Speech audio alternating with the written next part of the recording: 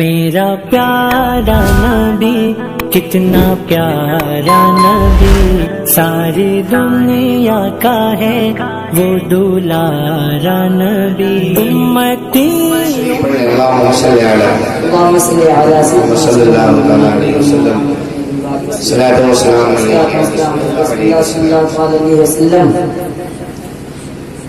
अल्लाह जल्ल मजदहुल करीम अपनी किताब करीम में फरमाता है, अतीउल्लाह वरसूल लअल्लकुम तुरहमून।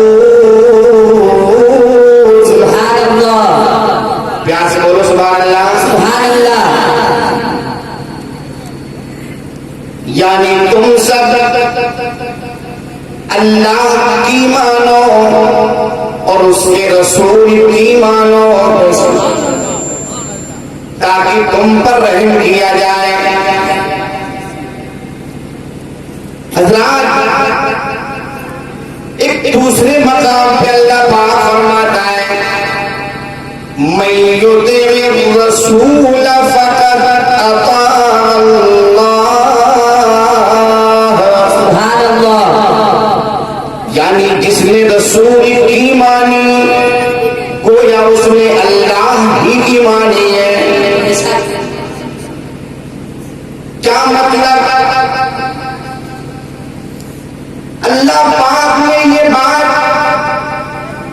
जो बयान फरमाई कुरान में कि जिसने हबीब की मानी गोया उसने मेरी ही मानी है। ये बात अल्लाह ने क्यों कही? उस हबीब के मकोले को, उस हबीब की बात को अल्लाह अपनी बात फरमाता है। क्यों ऐसा है? इसलिए कि जिस हबीब से हम प्यार करते हैं वो महबूब खुदा का भी महबूब है, वो अल्लाह का भी महबूब है। इसीलिए कहा जाता है कि अब्दुल नबी आरे ज़माने से जुदा रखते हैं। सुभान अल्लाह। कि अपना मीराज ज़माने से जुदा रखते हैं। हम तो महबूब भी, हम तो महबूब भी महबूबे खुदा रखते हैं।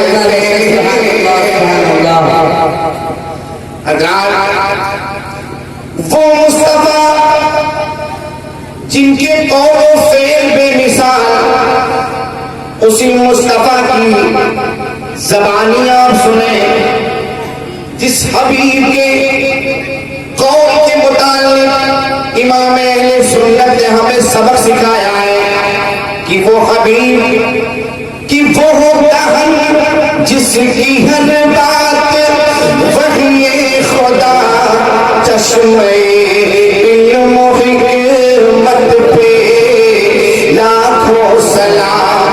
सुभान अल्लाह। आज जिस महफिल खैर का जो इनेकाद हुआ है वो ज़हीरुद्दीन मरहूम की रूह को इसाले सवाब की गरज से, हज़रात मरना सबको है। जैसे वो चले गए ऐसे ही सबको जाना है, इसका कोई इनकार नहीं कर सकता है।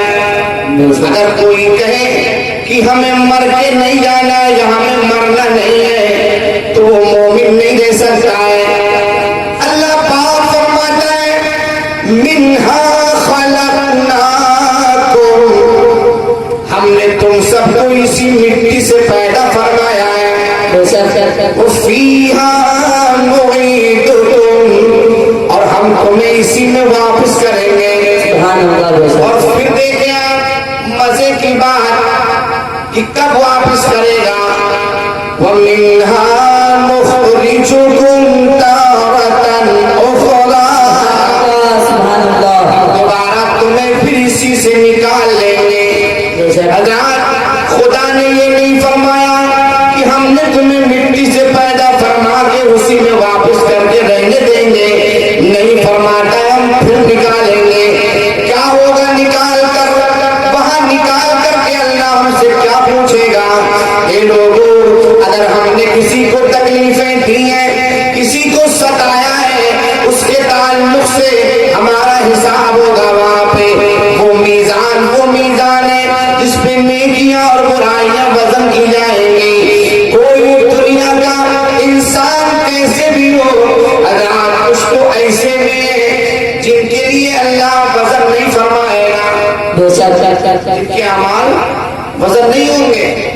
बिला वजन जन्नत में जाएंगे और कुछ ऐसे भी मरदूद होंगे जिनके आमाल वजन नहीं किए जाएंगे, वो ऐसे ही सीधे जहन्नम में चले जाएंगे।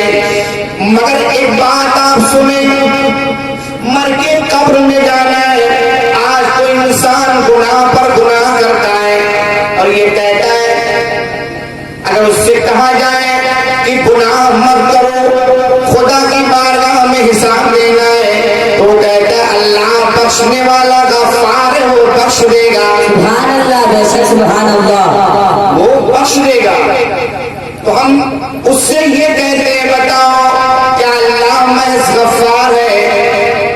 क्या वो सिर्फ बख्शने वाला है? क्या वो कादिर नहीं है? तो तुम गफ्फार को, अल्लाह को गफ्फार जानकर तुम गुनाह करने में झिझक महसूस नहीं करते हो, तो बताओ अल्लाह कादिर भी है, वो मुर्दे को जिंदा फरमाने पर कुदरत रखता है, तो तुम बताओ उसकी कुदरत पर ईमान रखते हुए जहर क्यों नहीं खाते हो?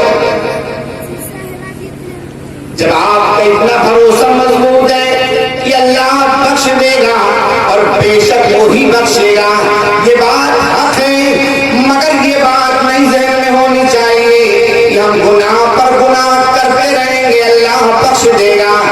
ए लोगों, यही दुनिया अगर रहा तो तुमने किताबें नहीं पढ़ी है, आज तुम मजे की दाल रोटी खा करके वक्त गुजार लेते हो और अपने तमाम औकात को बल्कि 24 घंटा तुम अल्लाह की रज़ा के खातिर कोई काम नहीं करते हो।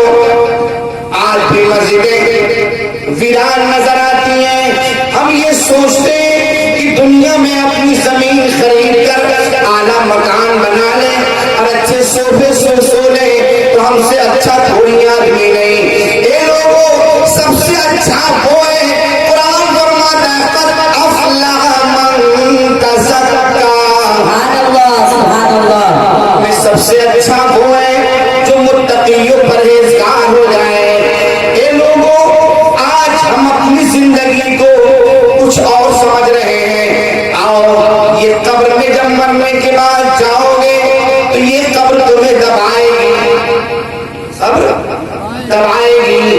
रात हदीसों में बयान आया है, हत्ता तख्तलिफ़ अज़लाउहु, वो कब्र उसे इतना दबाएगी कि उसकी पसलियां इधर की उधर हो जाएंगी।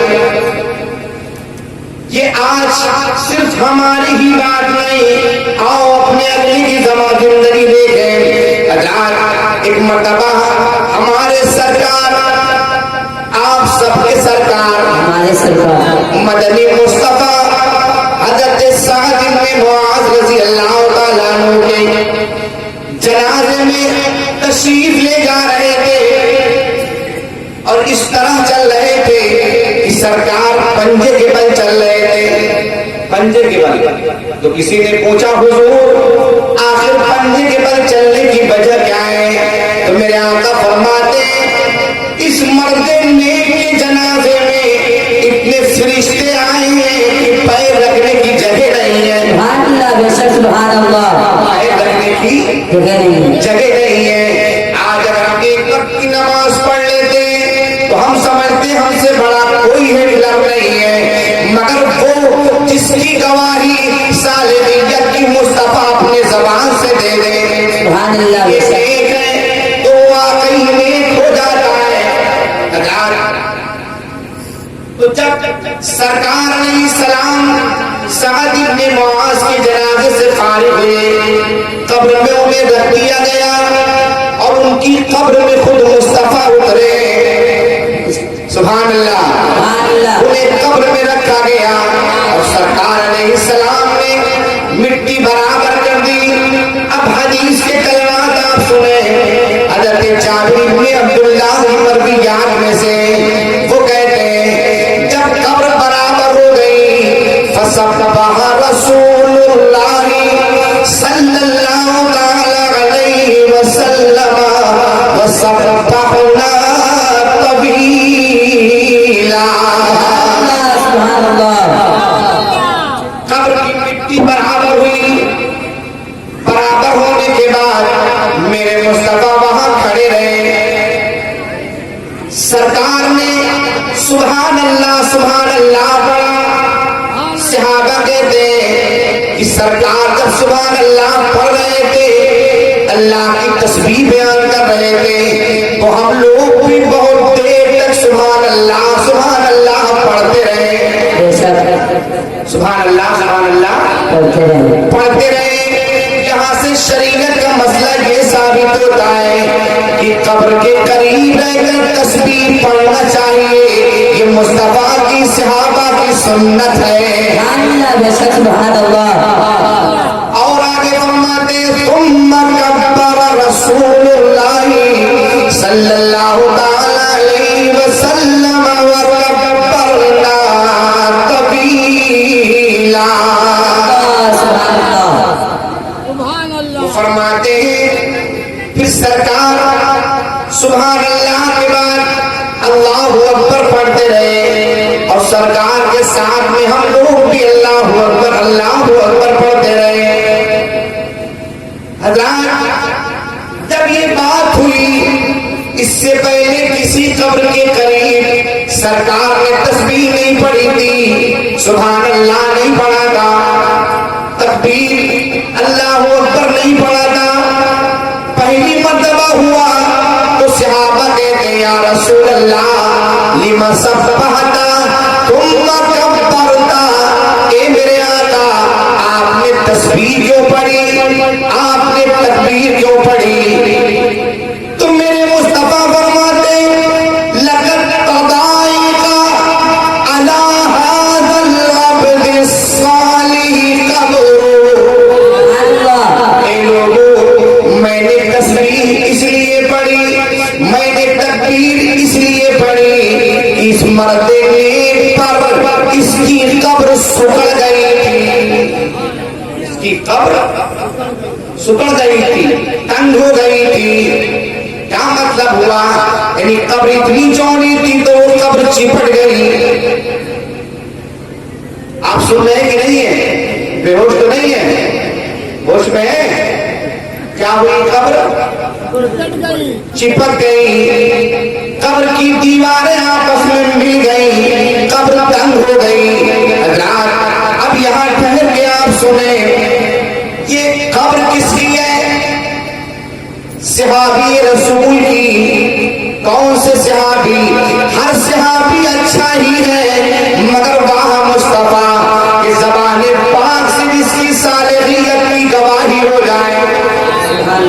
सरकार खुद फरमाते इस मर्दे नेक पर, ए लोगों किसी मुस्तफा नेक कह दे उसे कोई दुनिया में बेगैर नालायक नहीं कर सकता। सरकार फरमाते इस मर्दे नेक पर इसकी कब्र तंग हो गई थी। ए लोगों जब मर्दे नेक पर कब्र तंग हो सकती है तो हम लोगों की कब्र यकीनन तंग हो सकती है, हो सकती है। हज़रात और एक मजे की बात देखें, वो कब्र तंग हुई जिसमें मुस्तफा खुद उतरे हैं और उनके जिस्म पाक को मुस्तफा ने कब्र में रखा है। ये लोगों वही मुस्तफा कब्र में उतरे हैं जो अभी बादे मर उनकी कब्र में तशरीफ लाने वाले मुस्तफा, जिनकी ताल्लुक से फरिश्ते सवाल करेंगे मां कुंता तकूल हाज़र रजुल, इस मर्द नेक के बारे में तुम क्या कहते हो, वही मुस्तफा कब्र में उतरे हैं। मगर फिर भी कब्र तंग हो गई, फिर भी कब्र तंग हो गई। आज अगर किसी का इंतकाल हो जाता है तो अगर हमारे पीर आकर या उसके पीर आकर नमाज जनाजा पढ़ा दे तो वो सोचता है बस पेपर जन्नती है, चाहे दिन रात कर्जा, चाहे दिन रात सूद, दिन रात हराम की कमाई खाई हो, बस पीर ने नमाज जनाजा पढ़ा दी तो समझ रहा है कि जन्नती हो गया। होश में रहो, जिसकी जनाजे की नमाज मुस्तफा पढ़ाए और जोर से, जिसको कब्र में मुस्तफा खुद उतारे और जिनकी कब्र में मुस्तफा खुद उतरे उनकी कब्र तंग हो गई, उनकी कब्र सुखड़ गई। अब देखें कब्र तंग हुई, सरकार ने मिट्टी बराबर की, तख्ते लगाए, मिट्टी बराबर हुई, फिर तस्वीर पढ़ रहे हैं सरकार, और उसमें सबलाना कबीला का लफ्ज है, मतलब बहुत देर तक वहां ठहरे ठहरे तस्वीर पढ़ते रहे। तो सरकार जब तस्वीर पढ़े, सहाबा पढ़ते रहे, हदीस में लफ्ज है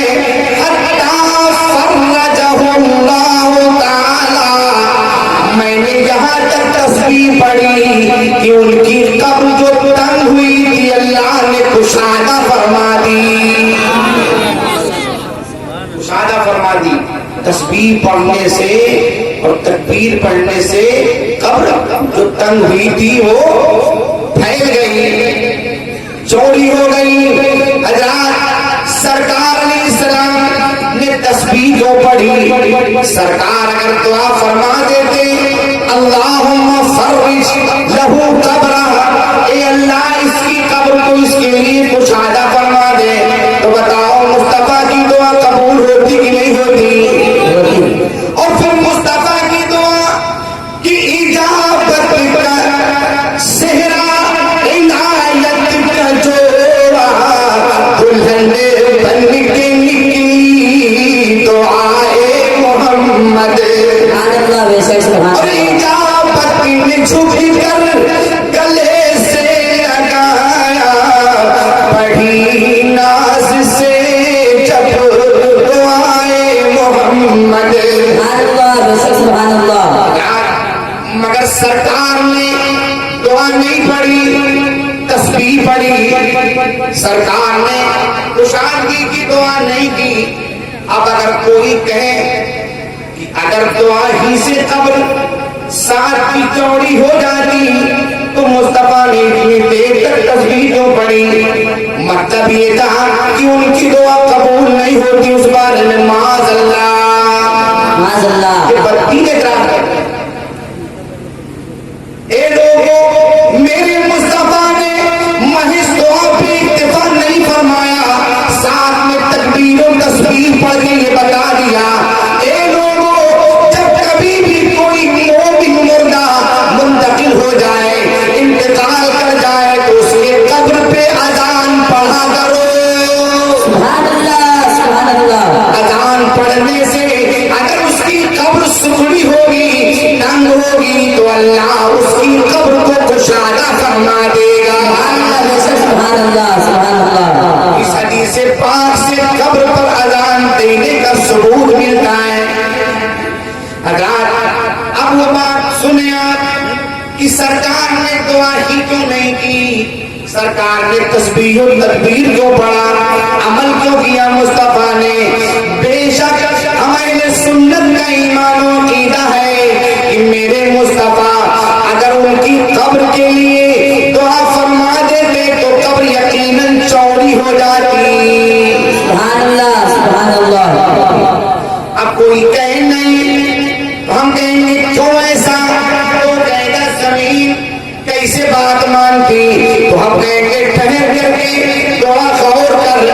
जब हिजरत की रात मेरे मुस्तफा आप सबके नबी, हमारे नबी, प्यार से हमारे नबी, जैसे सबका खुदा एक है वैसे ही कौन का तुम्हारा, हमारा नबी, सीने पे हाथ रख के कहो अपने मौला का प्यारा हमारा नबी, दोनों आलम का दूल्हा हमारा नबी।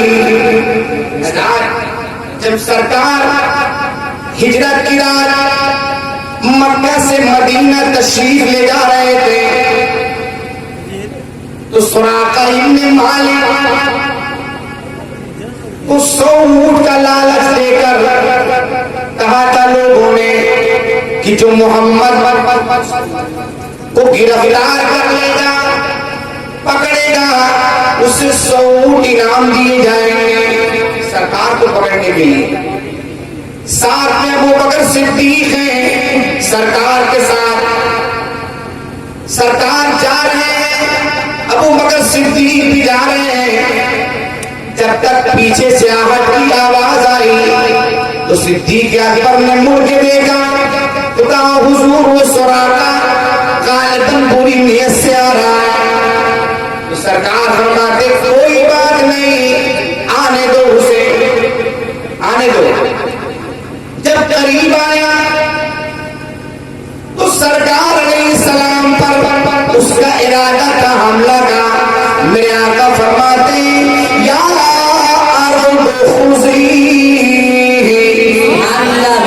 ये जमीन इसे पकड़ ले, जमीन इसे पकड़ ले।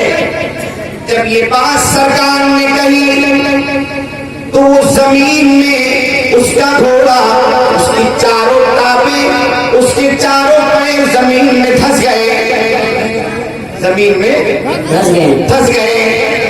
सरकार से अर्ज करने लगा हुजूर माफ फरमा दे, हमसे गलती हो गई, हम नहीं गिरफ्तार करेंगे, वापस चले जाएंगे।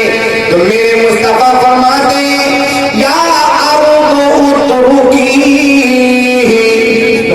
इसे छोड़ दे, इसे छोड़ दे। सरकार ने फरमाया पकड़ ले, तो जमीन ने पकड़ लिया। अब फरमाते छोड़ दे, तो जमीन ने छोड़ दिया। अब उसने घोड़ा फिर वापिस किया। जब जाने लगा तो शैतान ने उसे बरगलाया और कहा सुराका एक मर्तबा और आजमाओ, किस्मत 100 ऊंट की बात है, मामूली नहीं है ऊंट 100। तो उन्होंने फिर लगा घोड़े की मूड़ी, फिर आ रहे थे। हज़रत सिद्दीक़ अकबर कहते हुजूर वो फिर आ रहा है। मेरे आका फरमाते जमीन फिर पकड़ ले, जमीन फिर पकड़ ले। जब सरकार ने कहा तो जमीन में उसका घोड़ा पूरे चारों पैर फंस गए और उसके पंजे भी फंस गए। अब वो मदद करने लगा हुजूर माफ फरमा दे, अब नहीं पकड़ेंगे हम, अब चले जाएंगे। तो सरकार रहीम है, करीब है मुस्तफा, रहमत वाले हैं मुस्तफा। आला हज़रत ने इसी को बयान फरमाया कि गमज़दों को रज़ा मुस्दा दीजे बेकसों का सहारा हमारा नबी। तो सरकार ने फरमाया जमीन छोड़ दे, फिर जमीन से छोड़ दिया, फिर बाहर निकला, वापस जाने लगा। फिर शैतान कहता है सुराका 100 ऊंट है, सोच लो एक मर्तबा और 100 ऊंट है इनाम में मिलेंगे, एक मर्तबा और किस्मत आजमा लो। तो वो 100 ऊंट की लालच में सुराका फिर मुड़े। जब मुड़े तो अबू बकर सिद्दीक कहते हुजूर सुराका फिर आ रहा है। तो मेरे आका फरमाते या अबू तो खुशी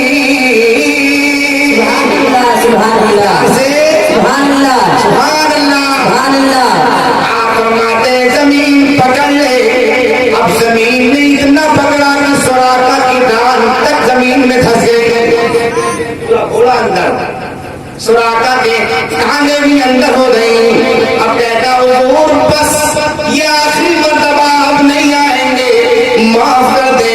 तो मेरे आका फरमाते उतरू की जमीन छोड़ दे इसे, जमीन छोड़ दे इसे। अब सरकार ने फरमाया छोड़ दे, तो जमीन ने फिर छोड़ दिया। अब सुराका वापस जाने लगे, अब मुड़ के नहीं देख रहे हैं, अब मुड़ के नहीं देख रहे। सरकार फरमाते सुराका जा कहाँ रहे हो, वापिस आओ। सुराका जा कहाँ रहे हो, वापिस आओ। करीम नबी की बारगाह से बगैर लिए जा रहे। मेरे मुस्तफा करीब है, कैसे करीब? इमाम अहले सुन्नत ने हमें सबक सिखाया है कि मेरे करीम से कर कतरा किसी ने मांगा, मेरे करीम से कर कतरा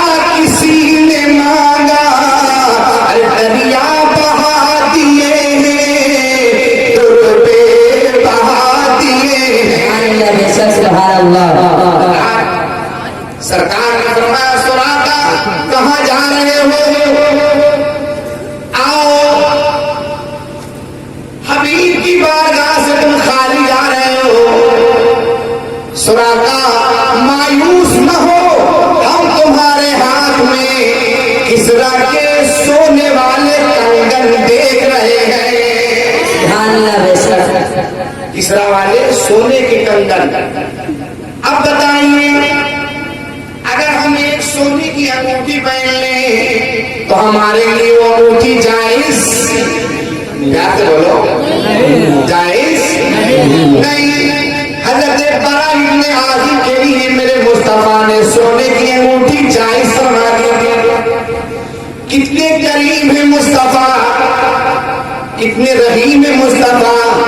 जो चाहे मुस्तफा कर ले, अल्लाह ने वो इख्तियार उन्हें अता फरमाया। बेशक। तो जब सरकार ने फरमाया, ए सुराका मायूस न हो, हम तुम्हारे हाथ में सोने के कंगन किसरा वाले देख रहे हैं। अब आप तफसील में नहीं, बिल्कुल मुजमरन आप सुन लें कि जब सुराका एक मर्तबा बीमार पड़े। अच्छा, एक मजे की बात और सुने, सरकार ने अपने ज़माने हाल से फरमाया था, जबकि हयात साहिरी में मेरे मुस्तफा के उस वक्त फरमाया था। और किसरा को फतह किया हज़रत उमर ने। कितने साल हो गए, उसके बाद होने वाली बात मेरे मुस्तफा पहले बयान फरमा रहे हैं। जब किसरा फतह हुआ हज़रत उमर के जमाने में, सुराका बीमार हो गए। सुराका बीमार हो गए। तो जब कोई बीमार होता है तो लोग देखने आते नहीं आते, ऐसे ही लोग उनको भी देखने जा रहे थे। जब वहां पहुंचते तो हर कोई नहीं, कुछ लोग कहते थे सुराका लगता है तुम चल बसोगे, लगता है तुम चल बस। मतलब इंतकाल कर जाओगे। तो जब ये बात सुराका ने सुनी तो ताकत को इकट्ठा करके उठ के बैठ गए और कहा तो क्या है। मैं यही तो कह रहा हूं कि सुराका इतने बीमार हो, लगता है तुम अब चल बसोगे, मतलब इंतकाल कर जाओगे। तो सुराका कहते होश में रहना, कुछ भी हो जाए अभी सुराका को मौत नहीं आ सकती है। कोई दलील है, क्या दलील नहीं बल्कि औजा दलील है। अफजल दलील ये है कि मेरे मुस्तफा ने फरमाया, सुराका तुम्हारे हाथ में मैं सोने के कंगन देख रहा हूँ किसरा वाले। तो अभी किसरा कि वो कंगन मेरे हाथ में नहीं आए। जमीन बदल सकती है, आसमान बदल सकता है, मगर मुस्तफा की बात नहीं बदल सकती है। सुभान अल्लाह। कौन मोहम्मद कौन खुदा फरमान बदला जाएगा। सुभान अल्लाह बेशक। बदलेगा ज़माना लाख मगर कुरान बदला जाएगा। सुभान अल्लाह बेशक। जब ईरान फतह हुआ और वो सोने वाले कंगन हज़रत उमर रज़ी अल्लाह तआला अन्हु के जमाने में जब ईरान फतह हुआ तो वो गठरी बन के वहां से आई गनीमत में। तो आप उस गठरी को खोलते हैं तो उसमें हाथ डाल डाल के ढूंढ रहे हैं। किसी ने कहा उमर क्या ढूंढ रहे हो इतनी मेहनत से, कहा वो सोने वाले कंगन ढूंढ रहे हैं। क्या मामला है, कहा ये वो कंगन है जिसकी बशारत मेरे मुस्तफा ने दी है। वो मुस्तफा जिसने खुदा का पता हमें बताया, तो हमने बगैर देखे खुदा को एक माना है।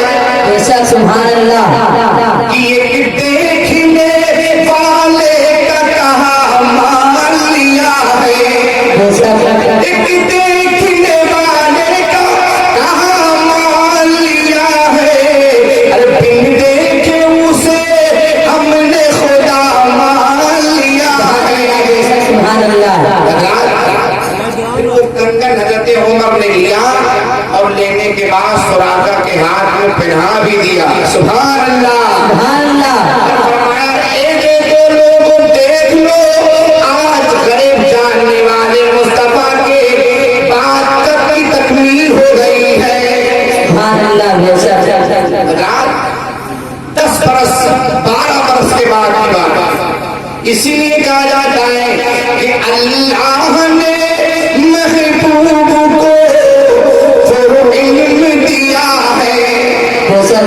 अल्लाह ने